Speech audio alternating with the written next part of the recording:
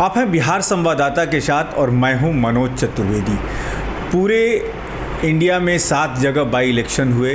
BJP अपनी इज्जत बचाने में किसी तरीके से कामयाब हो गई, लेकिन बीजेपी के लिए नाक की जो लड़ाई थी कि इज्जत बचे, घोसी विधानसभा उत्तर प्रदेश का, वहाँ बीजेपी को हार का सामना देखना पड़ा। साइकिल तो चल निकली उत्तर प्रदेश में, और ये साइकिल क्या अपनी गति को इसी तरीके से थामे हुए 2024 के चुनाव में भी बरकरार रखेगी? चुनाव में किसको कितनी सीटें मिलेंगी लोकसभा में? आज जो है तमाम दैनिक पत्र जो यहाँ पे हैं बिहार में, उन्होंने कहा है कि कांग्रेस 9 सीटों पर चुनाव लड़ेगी। जो कांग्रेस के अध्यक्ष हैं उन्होंने कह दिया, अखिलेश प्रसाद सिंह ने। हमारे साथ दीपांकर भट्टाचार्य हैं, सीपीआई माले के महासचिव हैं। बात उन्हीं से करते हैं। दीपांकर सर, पहले आपका स्वागत है। नमस्कार। कल बीजेपी की इज्जत बच गई, लेकिन एक तरह से जो इंडिया की बात हो रही थी वो देखने को कुछ नहीं मिला। नहीं, बीजेपी की इज्जत बची कहाँ? आप देखेंगे कि त्रिपुरा में 2 सीट बीजेपी को मिली, उसमें 1 सीट उसके पास ही थी। और त्रिपुरा के चुनाव के बारे में जो रिपोर्ट आई है, कोई वहाँ लोगों ने वोट भी खास नहीं डाल पाए लोग। तो चुनाव तो बहुत संदिग्ध चुनाव है त्रिपुरा का। अगर ये 2 छोड़ दीजिए, एक उत्तराखंड में बागेश्वर वाली सीट बहुत कम मार्जिन से बीजेपी ने बचा लिया। शेष तो जो 4 सीटें हैं, और ख़ासकर घोसी में जिस तरह से हार हुई, आप देख लीजिए। बाकी जगह बाईपोल इसलिए हुए कि जो एमएलए थे उनका निधन हो गया। घोसी का तो ऐसा मामला नहीं है। समाजवादी पार्टी के एमएलए को बीजेपी ने तोड़ लिया, अपने पक्ष में कर लिया, और उनसे वादा किया गया कि आप फिर चुनाव लड़ो, आपको मंत्री बनाएंगे। और इस चुनाव में पूरे डबल इंजन की ताकत लगी हुई थी। केंद्र सरकार भी, राज्य सरकार भी, पूरा प्रशासन लगा हुआ था। जिस मार्जिन से वहाँ सपा की जीत हुई है, और कल ही 4 पंचायत और कॉरपोरेशन के उपचुनाव के भी नतीजे आए हैं, और सबों को मिला लीजिए तो निश्चित तौर पर उत्तर प्रदेश में भारतीय जनता पार्टी के खिलाफ एक, हम कहेंगे, ये एक मिनी जनादेश एक तरह से लोगों ने दे दिया। हमें लगा कि जो झारखंड में भी डुमरी उपचुनाव था वो आसान नहीं था, क्योंकि जगन्नाथ महतो जी जब 19 में जीते थे, उस समय आजसू और भाजपा दोनों चुनाव मैदान में, और थोड़ा आसान हो गया था चुनाव। इस बार आजसू के पीछे भाजपा की ताकत थी। भाजपा भी 2019 के चुनाव के बाद आपने देखा कि बाबूलाल मरांडी अब आ गए, उनका गृह जिला है, तो एक तरह से भाजपा की बढ़ी हुई ताकत थी। और फिर भी इस चुनाव में अच्छे मार्जिन से वहाँ जेएमएम की जीत हुई, और हमारे साथियों ने, गिरिडीह के साथियों ने काफ़ी मेहनत की थी इसमें। तो हमें लगा कि ये भी बहुत एक ज़बरदस्त मायने रखता है। बंगाल में भी अब धूपगुड़ी का चुनाव देख लेंगे कि 21 के विधानसभा चुनाव में पूरा उत्तरी बंगाल में ज़बरदस्त रूप से भाजपा की लहर थी।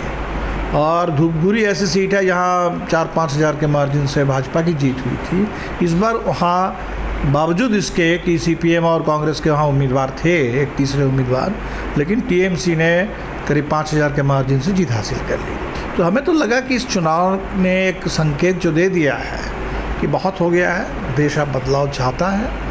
और हमें तो लगता है कि हर जगह, हर प्रदेश में आप देखेंगे कि बदलाव की पूरी आहट है। दीपांकर जी, पिछले दिनों जो धर्म को लेके स्टालिन का जो बयान आया, बिहार में भी कल परसों से राजनीति गर्म है धर्म के ऊपर, टीका, त्रिशूल, रुद्राक्ष पे। तो कहीं जो इंडिया बना है और उसके जो नेता हैं, कहीं माने भाजपा को माने फिर से मौका तो नहीं दे रहे हैं कि त्रिशूल पे बात हो रही है, लोगों माने हिंदू धर्म पे बात कर रहे हैं? क्या ये मतलब, क्या इंडिया के अंदर ये सामंजस्य नहीं बैठ रहा है कि नहीं भाई धर्म पे हमें कुछ नहीं बोलना है? हमें लगता है कि देखिए, धर्म पर बहुत बात थी नहीं। बात थी जो देश में जातीय उत्पीड़न है, जाति व्यवस्था है, इस पर। और आप देखेंगे कि दक्षिण भारत, तमिलनाडु खास तौर पर इस मामले में बेहद संवेदनशील, और एक लंबा इतिहास उनके पास है। तो अभी कुछ भाषा को लेके बात हो सकती है कि भाई इस तरह से उन्होंने क्यों कहा, लेकिन अगर आप पेरियार को पढ़ेंगे, आप अंबेडकर को पढ़ेंगे, आज के ज़माने में अगर अंबेडकर होते और जाति उन्मूलन के बारे में लिख रहे होते तो अब तो लगता है कि उनको पूरे हमेशा डिफेमेशन में और यूएपीए में जेल में ही बंद रखा जाता। नहीं दीपांकर सर, मेन है कि ठीक है वहाँ भाषा की थोड़ी समस्या हो सकती है, लेकिन यहाँ पे जो जगदानंद सिंह ने जो बयान दे दिया, नीतीश के बड़े करीबी मंत्री अशोक चौधरी ने जो टीका टिप्पणी त्रिशूल और रुद्राक्ष और उस पर किया है, तो बड़े लोगों ने बड़े गंभीरता से लिया इसको कि नहीं मंत्री जी खुद ही पूजा करते हैं, रुद्राक्ष पहनते हैं और कहीं जो दूसरे पहने। बिहार के हमने बयानों को देखा नहीं है, लेकिन ये बात देखिए लोगों के सामने तो ठोस मुद्दे हैं और कर्नाटका के चुनाव ने भी साबित किया। वहाँ तो बजरंगबली के नाम पर वोट मांगा गया तो लोगों ने वोट नहीं डाला। हमें लगता है कि इस बार जो आने वाले दिनों के चुनाव हैं तो बहुत ठोस सवाल लोगों के सामने है। इस तरह की महंगाई, ऐसी बेरोज़गारी और जिस तरह से देश में दमन उत्पीड़न है, लग रहा है कि कोई अंग्रेज़ों का राज चल रहा है। कोई सच्चाई कहिए तो आपको जेल में, आप लिख नहीं सकते, बोल नहीं सकते। तो देश में बुनियादी लोकतांत्रिक अधिकार को लेके, लोगों के रोज़ी रोटी के सवाल पर ये चुनाव होने वाला है।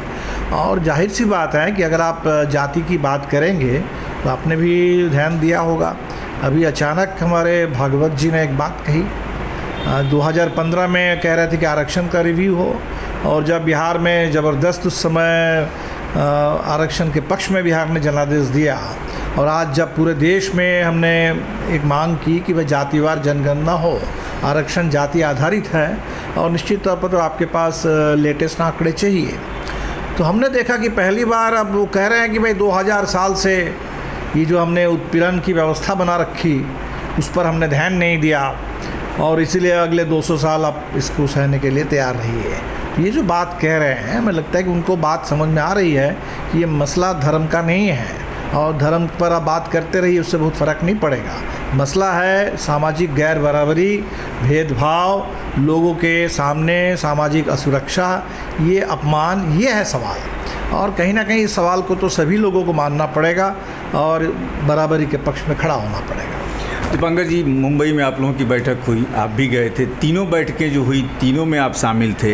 इस बार ये हुआ कि नीतीश कुमार को संयोजक बना दिया जाएगा, उनका नाम नहीं रखा गया, जिसके लिए ममता बनर्जी, जो मीडिया में चर्चा हुई कि ममता बनर्जी नाराज़ होकर चली गई, स्टालिन जो है नीतीश कुमार के पक्ष में, तो क्या मामला नहीं फिट हो रहा है क्या? नहीं, ये हर मीटिंग के बाद कुछ नाराज़गी के पूरी कहानी सामने आती है। हमें लगता है कि देखिए मामला वो नहीं है। ये ज़रूर है कि पहले एक बात हुई थी कि कोई एक कन्वेनर या 2-3 कन्वेनर बनाई जाए, तो यहाँ इस बार जो बात हुई कि 5 कमेटी बना दी गई। तो एक संयोजन समिति बनी, कोऑर्डिनेशन कमेटी, एक अभियान समिति बनी और साथ साथ मीडिया, सोशल मीडिया और पूरे रिसर्च वर्क को आगे बढ़ाने के लिए 3 और टीम बनी है। तो हमें लगता है कि बहुत बड़े पैमाने पर एक ढांचा का निर्माण हुआ है और जो भी कमेटियाँ बनी हैं उसकी बैठकें शुरू हो गई है। तो और दूसरा जो वहाँ हम लोगों के सामने बात थी कि भाई ढांचा तो ठीक है लेकिन अभियान इसको अब तेज़ करना चाहिए और दोनों लिहाज से, एक तो राज्यों में सीटों के तालमेल को लेकर के बातचीत आगे बढ़े क्योंकि समय से पहले चुनाव हो सकते हैं। नीतीश जी ने भी कहा, ममता बनर्जी ने भी कहा और कुल मिलाकर के अभी जो संसद का अचानक विशेष सत्र बुला लिया गया तो एक देश में ये अटकलों का बाज़ार गर्म है कि शायद मोदी जी हमेशा लोगों को झटका देना चाहते हैं, लोगों को हमेशा एक तरीके से एक डाउट में रखना चाहते हैं। हो सकता है समय से पहले चुनाव हो जाए, तो हम लोगों को बिल्कुल तैयार रहना चाहिए और सीटों के तालमेल की भी बात हो और ज़बरदस्त पूरे देश में एक अभियान। तो हमें लगता है कि हर लिहाज से जो इंडिया गठबंधन है, काफ़ी हम लोग पटना से अगर देखा जाए तो जहाँ से हम लोगों ने शुरू किया था तो पटना, बेंगलुरु, मुंबई होते होते अब चीज़ काफ़ी आगे बढ़ी है, पार्टियों की संख्या बढ़ गई है, आपस में विश्वास बढ़ा है और गति भी बढ़ गई है। लेकिन दीपांकर जी, आप कह रहे हैं पार्टियों की संख्या बढ़ गई, तो पार्टियों की संख्या निश्चित तौर पे आप लोगों की बढ़ी है, इंडिया एक गठबंधन, एक महागठबंधन में बना है, लेकिन पार्टियां तो ऐसी भी हैं जिनका कोई राजनीतिक अस्तित्व भी नहीं है। दीपांकर जी, आप अपने लिए लीजिए 2-4-5 पार्टियों को छोड़ के और क्या है किसी के पास? नहीं, अभी ऐसा हमारे बारे में तो कुछ लोगों ने कहा कि हमारा कोई अस्तित्व नहीं है, तो पार्लियामेंट की गिनती अगर हो तो बिल्कुल आज के डेट में हमारे पास नहीं, पार्लियामेंट की गिनती नहीं, एक जो मैंने एक सामाजिक समझता है कि देखिए कोई भी पार्टियां तो कोई आर्टिफिशियल चीज़ नहीं है। अब ये ज़रूर है कि चुनाव आयोग के पास रजिस्टर्ड पार्टियों की संख्या बहुत ज़्यादा, कुछ लोग अलग अलग कारणों से कुछ पार्टी बना लेते हैं, वो बात अलग है। लेकिन हमें लगता है कि इंडिया गठबंधन में जितनी पार्टियां इस समय हैं, 26 से अब बढ़ करके अब 28 हुई है, तो ये जो पार्टियां हैं हर एक की अपनी भूमिका है। हो सकता है दायरा किसी का बड़ा किसी का छोटा, कोई बिल्कुल पूरे राष्ट्रीय पार्टी है जैसे कांग्रेस पार्टी है, कुछ पार्टियों का हो सकता है कुछ राज्यों तक सीमित है या डिग्री कुछ कम या ज़्यादा है, लेकिन तमाम ऐसी पार्टियां हैं जिनकी अपने पूरी बिल्कुल एक भूमिका है, एक जनाधार है, और इसीलिए हमें तो नहीं लगता है कि ये पार्टियां सिर्फ संख्या गिनाने के लिए है। दीपांकर जी, ये जो सीटों का बंटवारा होगा, जैसे सुनने में आ रहा है कि अखिलेश यादव जो हैं राजस्थान में भी सीटों का डिमांड करेंगे, दूसरे जगह भी करेंगे, लेकिन राजस्थान में उनका कोई बहुत ज़्यादा वर्चस्व है नहीं। कल कांग्रेस ने कह दिया कि हम 9 सीटों पे कम से कम चुनाव लड़ेंगे। आपके तरफ से कोई मैंने आधिकारिक बयान तो नहीं आया, लेकिन प्रिंट मीडिया के माध्यम से आया कि आप लोग भी 4 सीटें चाहते हैं, जिसमें कि आरा और जहानाबाद का नाम आ रहा है। हमने संख्या ज़रूर मीडिया में नहीं रखा, लेकिन हमने तो ये साफ कर दिया कि हमारी ओर से प्रस्ताव राष्ट्रीय जनता दल को दिया गया, और इसलिए दिया गया क्योंकि इंडिया गठबंधन में बात हुई थी कि सीट शेयरिंग के मामले में बातचीत राज्य स्तर पर होगी, और राज्य में जो प्रमुख दल है उसको इस मामले में पहल करनी होगी। जनता दल यूनाइटेड से जो हमारी बातचीत हुई तो वहाँ एक बात ये आई कि जो पुराना गठबंधन था, महागठबंधन, वो राष्ट्रीय जनता दल, माले, CPI, CPM और कांग्रेस के बीच में था। जनता दल यूनाइटेड उसमें नया शामिल हुई है। तो जनता दल के लोगों का कहना था कि आप लोग पहले आपस में तय कर लीजिए, उसके बाद हम लोगों के साथ बातचीत हो। तो हमने इसी हिसाब से लालू जी को राष्ट्रीय जनता दल को लिख के दे दिया है। सुनने में आ रहा है कि यदि बिहार की खास करके बात की जाए और सीटों का जब ये तालमेल बैठेगा, सीटों की संख्या जब तय होगी, तो सबसे ज़्यादा नुकसान कहीं ना कहीं राजद को उठाना पड़ेगा। कितनी सच्चाई है? नहीं, किसको क्या नुकसान उठाना पड़ेगा? अभी देखिए, हमें लगता नहीं है लोग कोई अपने नुकसान को किस आधार पर देखेंगे। नुकसान के लिए है क्या? राष्ट्रीय जनता दल के पास इस समय MP की अगर बात करें तो 0 है। क्या नुकसान उठाना पड़ेगा? माइनस हो जाएगा? ऐसा कुछ भी नहीं है। हमें लगता है कि इस समय सब लोग ये सोच रहे हैं कि जहाँ पूरे देश के लोकतंत्र ही इस तरह के खतरे में है, संविधान बात आ गई खुल करके, विवेक देवराय ने कह दिया कि भाई देश में अब 75 साल हो गए, नए संविधान लाने की ज़रूरत है। तो जहाँ पूरे लोकतंत्र का अस्तित्व खतरे में है, कानून का शासन खतरे में है, संविधान, अम्बेडकर के संविधान को अंग्रेज़ों का संविधान बताया जा रहा है, तो ऐसी स्थिति में नफ़ा नुकसान की जहाँ तक बात है, हमें नहीं लगता कि कोई भी पार्टी बस अपने वोट और सीट गिन रही है। अब सबके सामने ये पूरे देश की तस्वीर है, और हमें लगता है कि हाँ, तमाम जो पार्टियां एकजुट हो रही है लोकतंत्र की रक्षा के लिए, संविधान की हिफाजत करने के लिए, देश के व्यापक जनता उनकी ज़िंदगी के सवालों को लेकर। ममता बनर्जी आप लोगों की घोर विरोधी हैं, कम्युनिस्ट की घोर विरोधी हैं, कम्युनिस्ट का विरोध करके ही वो सत्ता में आई। वहाँ कैसे सीटों का आप लोग तालमेल कीजिएगा, जबकि ममता बनर्जी ने खुद कह भी दिया कि कांग्रेस और कम्युनिस्टों से हम दूरी बना के रखेंगे। हाँ, वो बात होगी वहाँ। हमें बंगाल के बारे में बहुत आइडिया नहीं है, तो हमें लगता है कि हर राज्य में बात होगी, और देख लीजिए कि हो सकता है, कोई ज़रूरी भी नहीं है कि हर जगह संपूर्ण तालमेल हो ही जाए चुनाव से पहले, उससे बहुत फ़र्क भी नहीं पड़ेगा।